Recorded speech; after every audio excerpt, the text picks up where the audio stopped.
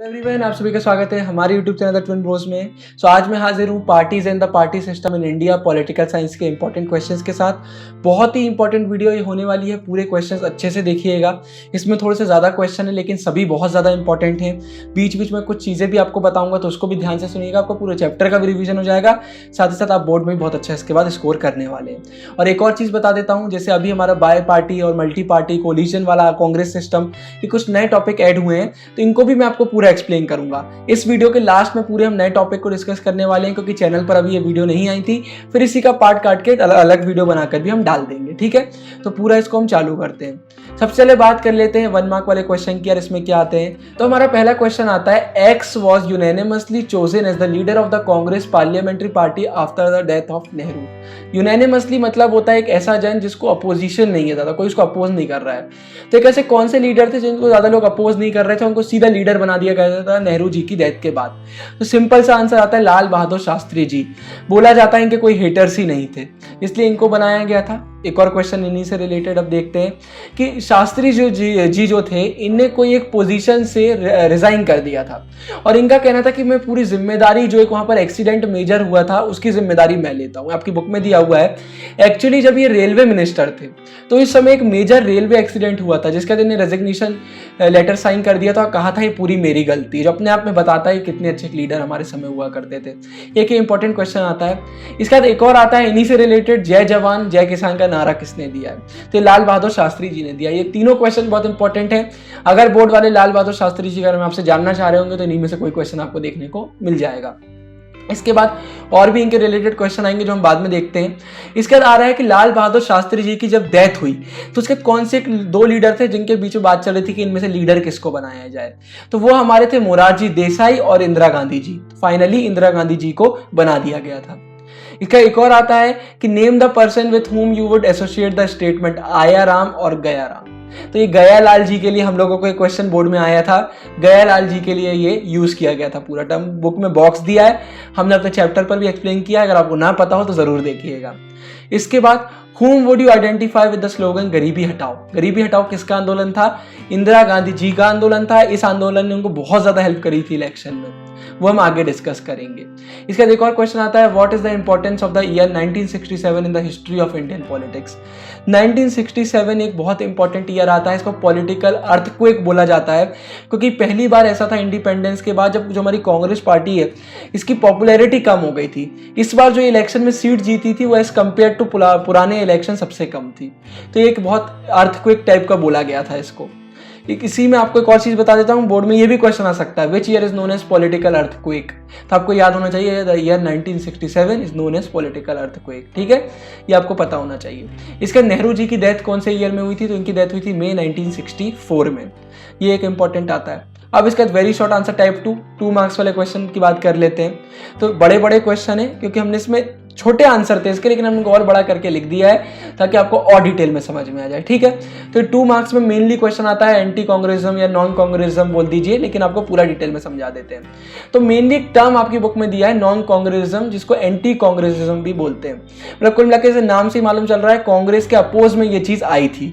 इसको मेनली किसने किया था, नॉन कांग्रेस पार्टी, फिर चाहे वो राइट हो लेफ्ट पार्टी हो कोई भी हो, इन सब ने एक ग्रुप बना के ये बोला था, एंटी कांग्रेसिज्म की बात इन्होंने करी थी। इनका कहना था कि जो ये हमारे यहाँ बहुत सारी प्रॉब्लम है, फूड प्रॉब्लम हो गया, इकोनॉमिक क्राइसिस हो गया, करप्शन हो गया, हमारा दूसरी कंट्री पर डिपेंडेंस हो गया, इसकी रूट कॉज है कांग्रेस। मतलब कांग्रेस की गवर्नमेंट के कारण ये सारे नाटक होते हैं। और इसके बाद ऐसा हुआ था बाद में कि बहुत सारे इंटरनल रिवोल्ट चालू हो गए थे, साथ ही साथ कांग्रेस के कई लीडर हार भी गए थे इलेक्शन में। मतलब अपने आप में एक बहुत चीज आई थी। और फिर ये अब वर्ड की अगर हम बात करें एंटी कांग्रेसिज्म की, ये मेनली वर्ड यूज किया गया था 1967 के इलेक्शन के समय की बात है ये। और राम मनोहर लोहिया जी का इसमें बहुत बड़ा एक हाथ था। इन्हें हमारे 1960s में मेनली यही कहा था कि अगर हमें कांग्रेस को हटाना है तो जितनी भी अपोजिशन पार्टी है इन सबको एक होना पड़ेगा। और इन्हें एक होने का लॉजिक भी दिया था। इन्हें यहाँ पर ये नहीं बोला था कि यार कांग्रेस पार्टी इतनी दमदार है कि इसको हराने के लिए हम सबको साथ में आना पड़ेगा। इनका कहना था, या बिल्कुल लाइन याद कर लीजिए, कि Congress rule was undemocratic and oppose to the interest of the ordinary poor people. मतलब इनका कहना था कि डेमोक्रेसी का पालन नहीं करती है कांग्रेस गवर्नमेंट, पुअर लोगों का, ऑर्डिनरी लोगों का सोचती नहीं है, इसलिए इसको हटाने के लिए हम सब साथ में आ रहे हैं। तो एक पॉलिटिकल गेम आपको यहाँ पर दिख रहा होगा, ये पूरा यहाँ पर बोला गया था ये बहुत जरूरी है अगर हमें कंट्री में डेमोक्रेसी वापस चाहिए तो ये एक अपनी कहानी आती है यहाँ पर। इसके बाद क्वेश्चन नंबर 2 की बात करते हैं, assess the role played by defections on Indian politics. अब डिफेक्शन मतलब क्या होता है पहले मैं आपको बता देता हूं। हमने पहले भी वो आया राम गया राम वाला देखा, तो इसमें मेनली ये होता है कि देखिए डिफेक्शन की सिंपल पहले की अगर बात करें, अब तो ये हट गया है। पहले क्या करते थे लोग, इलेक्शन कोई और पार्टी से खड़े होकर जीत रहे हैं और बाद में अपनी पार्टी बदल लेते थे। तो उस समय ऐसा रूल नहीं था कि अगर आप पार्टी बदल रहे हो तो आपको फिर से इलेक्शन करना पड़ेगा, पुराना वाला आपका जीता हुआ इलेक्शन अमान्य हो जाएगा। पहले ऐसा नहीं होता था। पहले डिफेक्शन का सीधा मीनिंग होता था कि आप किसी भी पार्टी से खड़े होकर जीत जाओ और बाद में पार्टी बदल लोगे तो दूसरी पार्टी की सीट हो गई वो, ये पूरा डिफेक्शन में आता है। तो यहाँ पर मेनली दिया हुआ है कि डिफेक्शन का क्या रोल देखने को मिलता है। ये क्वेश्चन बहुत ज्यादा इंपॉर्टेंट नहीं है लेकिन मैंने फिर भी डाल दिया, आपको थोड़ा पता होना चाहिए। मेनली क्या होता है, डिफेक्शन की वजह से पॉलिटिकल इनस्टेबिलिटी आ जाती है और गवर्नमेंट बहुत जल्दी फॉल होती है। भाई कोई ने अगर पार्टी छोड़ के दूसरी पार्टी में चला गया तो उनकी मेजॉरिटी चली जाएगी, ये प्रॉब्लम होती थी। फिर बहुत सारी क्या करते हैं, पॉलिटिकल गेम खेलते थे। बहुत सारे जो लोग इलेक्शन में खड़े हो रहे हैं दूसरी पार्टी वाले उन सबकी सेटिंग जमा लेते थे, ये चीज़ें देखने को मिलती थी। फिर इसके बाद ये होता था कि कोई एक पार्टी की आइडियोलॉजी नहीं टिक पाती थी। एक पार्टी में बोला जाता है कि जो भी उसके मेंबर है वो एक ही आइडियोलॉजी के हों, लेकिन पहले ऐसा नहीं होता था। पहले लोग अपने पर्सनल बेनिफिट के लिए पार्टी ज्वाइन करते थे, पार्टी छोड़ देते थे, ये एक चीज़ आती थी। फिर आया राम गया राम, इसी से आपको पूरा पता चल जाएगा। एक सीधा सीधा एग्जाम्पल इसका आता है, इसका बॉक्स जरूर पढ़िएगा, एक इंपॉर्टेंट है, मेनली कार्टून में उसमें आता है, इससे ज़्यादा क्वेश्चन तो नहीं देखने मिलते लेकिन फिर भी पढ़ लीजिएगा।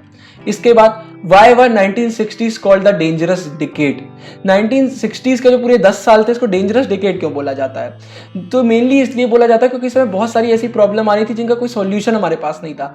पॉवर्टी हो गया, इनइक्वालिटी हो गया, कम्युनल एंड रीजनल डिवीजन हो रहे थे, बहुत सारे फेलियर हो रहे थे हमारे डेमोक्रेसी के प्रोजेक्ट में। मतलब ऐसा बोला जाता था कि अगर ये चलते गए तो मे भी हमारी कंट्री का डिसइंटीग्रेशन हो जाएगा। तो ये कुछ बहुत बड़ी प्रॉब्लम हमारे सामने आ रही थी। अब इसके बाद बढ़ते हैं हमारे अगले क्वेश्चन में। इसके बाद अब हमारा थर्ड क्वेश्चन आता है, what was Samyukta Vidhayak Dal, what was its role in formation of coalition. ये बहुत ही इंपॉर्टेंट है, एसवीडी, कई बार ये क्वेश्चन आ जाता है एसवीडी का फुल फॉर्म बताइए। तो मेनली अगर हम बात करें संयुक्त विधायक दल की, तो ये बिहार में एक कोलिजन फॉर्म किया गया था SSP, PSP, CPS and Jana Sangh के बीच में, मेनली कांग्रेस के अपोज में। इसको हमने जो पूरी चैप्टर की वीडियो बनाई वो आप जरूर देखिएगा। आईएमपी जब भी देखिए जब आपने चैप्टर पढ़े हुए हैं, क्योंकि आईएमपी में हम बिल्कुल शॉर्ट में समझाते हैं। अगर पूरे क्वेश्चन आपको डिटेल में समझाने लगे तो वीडियो फिर से चैप्टर बराबर ही हो जाएंगी। तो ये एक बहुत इंपॉर्टेंट आता है। और अगर हम मेनली बात करें एसवीडी की, तो इसने एक फाउंडेशन लाइट किया था मेनली। इसके बाद कोलिजन गवर्नमेंट हमें हमारे कंट्री में देखने को मिल रही थी, चाहे वो स्टेट लेवल हो चाहे सेंट्रल लेवल हो। तो एक बहुत इंपॉर्टेंट क्वेश्चन ये भी आता है। इसके बाद फोर्थ क्वेश्चन की बात कर लेते हैं, describe any 2 steps taken by Indira Gandhi to implement the Garibi Hatao programme. 2 step लिखिए, यहाँ पर हम 4 लेकर आ गए, लेकिन ये बहुत ही इंपॉर्टेंट है। गरीबी हटाओ में क्या प्रोग्राम इंदिरा गांधी जी लेकर आई थी, ठीक है। सबसे पहला जॉब अपॉर्चुनिटीज लेकर आई थी। अब बहुत आसानी से पब्लिक मतलब गवर्नमेंट जॉब लोगों को मिल रही थी, तो अनएम्प्लॉयमेंट धीरे धीरे कम होने लगी थी। इसके बाद दूसरा इनने क्या किया था, इनने जो गरीबी हटाओ ये अपना पूरा इनका प्रोग्राम था, इसको हमारे 4th 5 ईयर प्लान में भी इंक्लूड कर दिया था। इसके बाद एकदम गवर्नमेंट का मोटिव बन गया था और साफ साफ सबको दिख रहा था कि भाई इस पर काम चालू हो गया है। इसके बाद इनने एक और चीज करी थी कि ये मेनली जो इन्हें डिजाइन किया था इस प्रोग्राम को, वो इस वे में किया था कि डायरेक्ट बेनिफिट हमारे लोअर लेवल के लोगों को हो, पुअर लोगों को हो, जो लोग डिसएडवांटेज्ड हैं उनको हो। और बीच से जो मीडिएटर का रोल होता है ना वो हटा दिया था, क्योंकि बीच में लोग जाते तो करप्शन बढ़ने लगता है और इतने अच्छे से मदद लोगों तक नहीं पहुंच पाई। तो इन्हें बीच में जो मीडिएटर्स होते हैं उनको हटा ही दिया था। इसके बाद इन्हें मेनली हमारे लोअर कास्ट वालों के लिए बहुत काम किया था, वीकर सेक्शन के लिए काम किया था, एम्प्लॉयमेंट, एजुकेशनल और इकोनॉमिक इंटरेस्ट को प्रमोट किया था। इसके बाद अब बात कर लेते हैं 4 मार्क्स वाले क्वेश्चन की। पहला क्वेश्चन आता है, write a note on prime ministerial tenure of Lal Bahadur Shastri ji. Lal Bahadur Shastri ji का जो प्राइम मिनिस्टर का पूरा टेन्योर था उसके बारे में लिखिए। इस क्वेश्चन से बहुत सारे क्वेश्चन बन सकते हैं, ठीक है, तो आप इसको अच्छे से समझिएगा। सबसे पहले बात कर लेते हैं ये कौन थे। ये ऐसे लीडर थे जिनको कोई अपोज ही नहीं करता था, मैंने पहले भी आपको बताया। इनको कोई अपोजिशन इनका ज्यादा नहीं था, सबके फेवरेट ये हुआ करते थे। और इन्होंने मेनली कांग्रेस ने बोला था कि भाई आप हमारे 2nd प्राइम मिनिस्टर बनोगे। 1964 से 1966 तक ही रह पाए पाए थे, उसके बाद इनकी डेथ हो गई थी। तो मेनली इनका ये आता है। और अगर हम बात करें पीएम बनने से पहले, तो ये कैबिनेट मिनिस्टर थे 3 साल के लिए, और ये स्टेट उत्तर प्रदेश को बिलोंग करते थे, ठीक है। इनके अगर समय की बात करें तो हमारी जो 1962 में इंडो सीनो वॉर हुई थी चाइना के साथ, उसके इकोनॉमिक क्राइसिस बहुत ज्यादा हो गए थे, तो वो इन्हीं के पीरियड में सही हुए थे। इसके बाद इन्हीं की लीडरशिप के अंदर हमने 1965 में पाकिस्तान को हराया था। तो अगर आपको कभी क्वेश्चन हो जाए कौन सी 2 बड़ी चीजों में शास्त्री जी का बहुत बड़ा योगदान है, तो एक इकोनॉमिक क्राइसिस हो गया और एक पाकिस्तान वाला हो गया। अपने आप में एक क्वेश्चन ये बनता है। ये भी आ सकता है कि डेथ कब हुई थी, कितने साल के लिए बने, तो क्वेश्चन पे क्वेश्चन बन सकते हैं इसमें। और अगर हम बात करें इनके टेन्योर की, तो उसी समय इंडिया में बहुत सारे ड्रॉथ, फेमाइन समय देखने को मिली थी, फार्मर्स की लाइफ मिजरेबल हो गई थी एकदम, सब इनके उसमें आया था। तब इनने बहुत ही एक शानदार अपना स्लोगन दिया था, जय जवान और जय किसान। ये इनका एक बहुत ज़्यादा उस समय फेमस हुआ था, क्योंकि मेनली प्रॉब्लम उस समय में ये सब टाइप की देखने को मिल रही थी। इसके बाद फिर ये क्या हुआ, जब ये ताशकंद गए थे, जो यूएसएसआर में आता है, उस समय की बात करें तो अब उज्बेकिस्तान में वो आता है, तो उस समय जब ये यूएसएसआर के एक वहाँ पर एरिया में गए थे, मेनली वहाँ पर क्या काम से गए थे ये, इन्हें पाकिस्तान के साथ पीस ट्रीटी साइन करना था। मोस्टली जब वॉर होती है तो उसके बाद पीस ट्रीटी साइन होती ही है, वो साइन करने गए थे, तो वहाँ पर एकदम से इनकी डेथ हो गई थी। आज तक सॉलिड रीजन नहीं है कि किसी ने इनका मर्डर किया था, कि डेथ हुई थी, क्या हुआ था, लेकिन ये बहुत ही वहाँ आता है। अगर आपको इनके एग्जाम का मूवी देखना हो तो ताशकंद फाइल्स करके एक मूवी आप जरूर देख सकते हैं, बहुत ही अच्छी मूवी है वो। इसका सेकंड क्वेश्चन आता है, what does the term syndicate mean in the context of Congress party of the 60s? What role did the syndicate play in the Congress party? Syndicate क्या था, बहुत ही इंपॉर्टेंट क्वेश्चन। सिंडिकेट मेनली एक ग्रुप को बोला जाता था कांग्रेस के अंदर में, जिसके अंदर बहुत ही इन्फ्लुएंशियल कांग्रेस के लीडर आया करते थे, जो पुराने कांग्रेस के लीडर थे, जिनका बड़ा दबदबा था, इन्फ्लुएंशियल पर्सनैलिटी थे वो, उन सबके ग्रुप को सिंडिकेट बोला जाता था। मेनली इन्हें क्या हुआ, इन्हीं की मदद से इंदिरा गांधी जी पीएम बनी थी, क्योंकि इन लोग का मानना था इंदिरा गांधी जी अभी नई नई आई हैं, तो वो चाहे कुछ भी करें, उनको गाइडेंस तो इन्हीं से लेनी पड़ेगी। तो कहीं ना कहीं इंदिरा गांधी को अगर इन्हें पीएम बना भी दिया तो इनकी वैल्यू कम नहीं हो रही है, इस सोच के साथ इनने इंदिरा गांधी को सिलेक्ट किया था। लेकिन बाद में इंदिरा गांधी जी अपना दबदबा दिखाने लगी थी, वो अपने आप में एक पॉलिटिकल प्लेयर थी बहुत अच्छी, तो उन्हें अपना पूरा करने लगे। तो उसी के बाद फिर स्प्लिट हुआ था, जो हम आगे सभी देखेंगे। तो ये हुआ, फिर इंदिरा गांधी जी ने बहुत सारे रिफॉर्म लेकर आई थी। तो अगर हम पहले के सिंडिकेट की बात करें तो इंदिरा गांधी के बहुत सारे रिफॉर्म को, बहुत सारे उनके ओपिनियन को इनने सपोर्ट किया था, लेकिन कई ऐसी भी जगह थी जहां पर इन लोग बिल्कुल अपोज में थे इंदिरा गांधी जी के। तो ये सिंडिकेट के बारे में आता है। सिंडिकेट पर भी क्वेश्चन बहुत चांसेस है कि आ जाता है। इसके बाद आता है, explain any 2 reasons for the popularity of Indira Gandhi during 1971 elections. मैं आपके सामने 7 लेके आ गया हूं, ठीक है, आपको 2 आ सकते हैं, 7 भी आ सकते हैं। सबसे पहले अगर हम बात करें तो ये है कि इंदिरा गांधी जी ने सबसे बड़ी बात क्या करी, जो सिंडिकेट के चैलेंजेस थे, मतलब ये हमने पूरे चैप्टर में पढ़ा कि कैसे इन लोग एक दूसरे का अपोज में जा रहे थे, उस सबको इंदिरा गांधी जी ने ओवरकम किया, जिसकी वजह से इनकी पॉपुलैरिटी एकदम बढ़ रही थी। उसके बाद इनका जो नेशनलाइजेशन ऑफ बैंक था, सीलिंग किया था, लैंड सीलिंग इनने, फिर इन्हें बहुत सारे पुअर लोगों के लिए काम किया था, इन सब ने एकदम इनको और ऊपर बढ़ा दिया था। फिर इनका गरीबी हटाओ ये जो आया था इनका स्लोगन, इसने इनको एकदम ऊंचाइयों तक पहुंचाया था, हमने बात करी, उसमें इन्हें काम भी किया था। उसके बाद जो ये पावर का स्ट्रगल चल रहा था, मतलब जैसा कि आपने पढ़ा कांग्रेस 2 पार्ट में डिवाइड हो गई थी, बुक में पढ़ा होगा आपने, एक सिंडिकेट का अलग हो गया था कांग्रेस, वो एक कांग्रेस आर अलग हो गया था। तो इसको इन्हें जो ये पावर का स्ट्रगल चल रहा था, पॉलिटिकल पावर का, इसको इन्हें आइडियोलॉजिकल वॉर बना दिया था। मतलब इनका कहना था कि जो सिंडिकेट वाले हैं उन लोग राइट पार्टी है, मतलब उन लोग कैपिटलिज्म को प्रमोट करते हैं, और हम पुअर लोगों की पार्टी हैं, हम इंडिया के ऑर्डिनरी लोगों के बारे में ज्यादा सोचते हैं। तो इसका भी इनको प्रॉफिट मिला था, इनने ये किया था। फिर इसके जब पाकिस्तान से हमारी जीत हुई थी 1971 में, तो उसके बाद एकदम ही इनको तो लोगों ने एकदम पसंद करना चालू कर दिया था कि यार एक ऐसी पीएम हमारे सामने आई है जो मतलब लड़ भी सकती हैं, हमारे देश को बचा भी सकती है। तो इनको बहुत वहाँ फेमस किया गया था, और इनकी लीडरशिप में कांग्रेस ने बहुत सारे जनरल इलेक्शन, असेंबली इलेक्शन जीते। तो इनका दबदबा तो आपको दिख ही रहा होगा इस आंसर में। इसके बाद क्वेश्चन नंबर 4 की बात कर लेते हैं। How did the collision like character of the Congress party give it N unusual strength?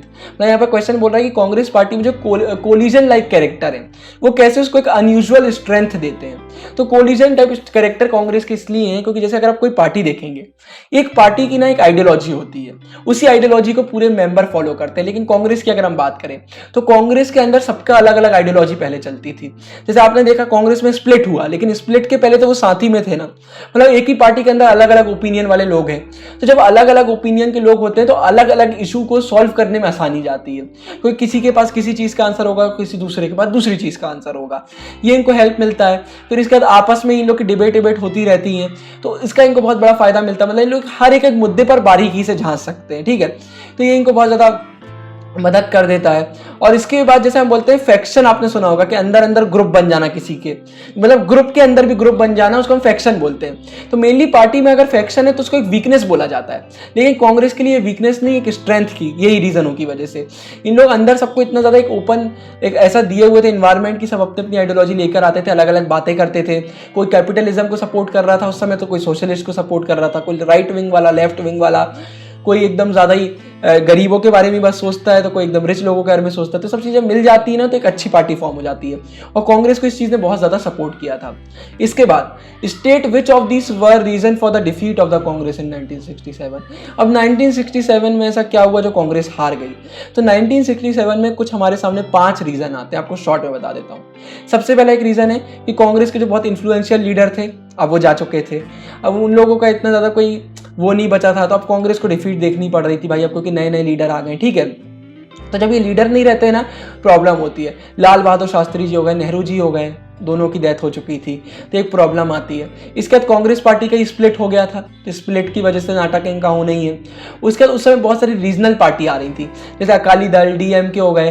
तो जब रीजनल पार्टी आ रही थी तो कांग्रेस बहुत जगह से इलेक्शन हार रही थी, ये अपने आप में एक रीजन था। उसके बाद बहुत सारे कोलिजन हो रहे थे नॉन कांग्रेस पार्टी के, उसमें कोलिजन मेनली देखने को मिल रहे थे स्टेट लेवल पर, सेंट्रल लेवल पर इतने ज्यादा नहीं हो रहे थे, लेकिन स्टेट लेवल में हो रहे थे, तो कांग्रेस हार रही थी, तो इसने कहीं ना कहीं कांग्रेस को टोटल में हरवा दिया। इसके बाद कांग्रेस के अंदर ही में इंटरनल डिफरेंसेस बहुत ज्यादा आ गए थे, तो इतनी ज्यादा वीकनेस इनके अंदर आ गई थी कि इनमें यूनिटी नहीं बची थी। जब एक पार्टी इंटरनली वीक हो जाएगी तो फिर उसका क्या होगा? तो ये कुछ रीजन आते हैं इनकी वजह से इनको डिफीट का सामना करना पड़ा। अब इसका लॉन्ग आंसर क्वेश्चन की बात कर लेते हैं। लॉन्ग आंसर क्वेश्चन की अगर हम बात करते हैं तो हमारा पहला क्वेश्चन आता है, analyse the circumstances that favoured Indira Gandhi to become prime minister after the death of Lal Bahadur Shastri. Mention any 4 achievement of Indira Gandhi that made her popular as a prime minister. हमने ये अचीवमेंट के बारे में पढ़ लिया है, और मेनली मैं आपको बता देता हूँ शॉर्ट में, सिंपल। इनने हमने दोनों क्वेश्चन पढ़ लिए, लेकिन मैंने फिर से क्वेश्चन इसलिए डाला क्योंकि कितना बड़ा क्वेश्चन भी आपको सीधा आ सकता है। तो यहाँ पर सबसे पहले आप क्या लिखेंगे? सिंडिकेट ने इनको फेवर किया था, उसका इंदिरा गांधी एक नई, उसमें एक यंग लीडर बन के सामने आई थी, और मेनली जवाहरलाल नेहरू जी की ये बेटी थी। उसके बाद कांग्रेस की प्रेसिडेंट भी रह चुकी थी 1958 में। उसके बाद शास्त्री जी के कैबिनेट में ये यूनियन मिनिस्टर भी थी, तो मतलब इनको पहले से एक्सपीरियंस था कि यंग एज से ही एक्सपीरियंस लेकर आ रही थी, ठीक है। फिर गरीबी हटाओ वाला बिल्कुल बहुत फेमस है, पब्लिक सेक्टर पर इन्हें बहुत ज़्यादा काम किया। रूरल लैंड होल्डिंग हो गया, अर्बन प्रॉपर्टी पर इन्हें बहुत काम किया था। इन्हें मतलब कुल ना कुल अपॉर्चुनिटीज़ भी बहुत सारी दी थी, एम्प्लॉयमेंट लोगों को बहुत सारी दी थी। फिर इन्हें क्वालिटी, सोशल इकोनॉमिक जस्टिस की बात करी थी, उस पर काम किया था। फिर इन्हें वो प्राइवेट पर्स हटा दिया था, आपने बुक में पढ़ा होगा, ये भी इनका एक बहुत बड़ा वो था। उसके बाद इंडिया पाकिस्तान की वॉर के बाद तो ये हीरो बनी गई थी। तो ये कुछ चीज़ ऐसी हो गई थी जिन्होंने इनको फेमस कर दिया था। फिर 1974 में न्यूक्लियर एक्सप्लोजन हुआ था, उससे इनकी पॉपुलैरिटी और बढ़ गई थी। तो ये कुछ चीज़ें जिसकी वजह से इंदिरा गांधी जी एकदम आसमान छू रही थी। तो इसका आप और बड़ा चढ़ा आंसर लिख सकते हैं, मैंने शॉर्ट में यहाँ पर लेकर आया हूँ। इसके बाद describe 3 important events that led to the split in Congress party in 1969। 3 reason बताइए कि कांग्रेस का स्प्लिट क्यों हो गया। सबसे पहला रीजन आता है इंदिरा गांधी एंड सिंडिकेट। जैसा कि हमने बात करी, सिंडिकेट को लगता था इंदिरा गांधी जी इनका सुनेंगी, लेकिन धीरे से इंदिरा गांधी जी अपना दबदबा दिखा रही थी, और फिर इंदिरा गांधी जी के खुद के पर्सनल लोग थे जिनसे वो सलाह लेना पसंद करती थी। सिंडिकेट को उन्हें साइड में ही कर दिया था, तो एक बहुत बड़ी प्रॉब्लम आई थी। उसके बाद जो इनकी पॉलिसी थी, nationalisation of banks, abolition of private purse, ये इसके बाद ना मोरारजी देसाई और इनके बीच में बहुत ज़्यादा अनबन हो गई थी, क्योंकि मोरारजी देसाई प्राइवेट पर्स बोलते थे हमें हटाना नहीं चाहिए अगर हमने उनसे वादा करके रखा है। आप चैप्टर नहीं पढ़े होंगे तो आपको भी समझ में नहीं आ रहा होगा, इसलिए मैं बार बार बोल रहा हूँ, चैप्टर पहले पढ़िएगा, ठीक है। तो प्राइवेट पर्सन ने हटाया था। उसके बाद जब 1969 में इलेक्शन हुए थे, तो जहाँ कांग्रेस पार्टी ने अपना ऑफिशियल किसको खड़ा किया था, एन संजीवा रेड्डी को। इसका कार्टून बहुत इंपॉर्टेंट होता है, कार्टून की वीडियो वैसे हम लेकर आएंगे। एन संजीवा रेड्डी को खड़ा किया था, तो इनने अपना अलग से सपोर्ट किसको किया था, वीवी गिरी को सपोर्ट किया था।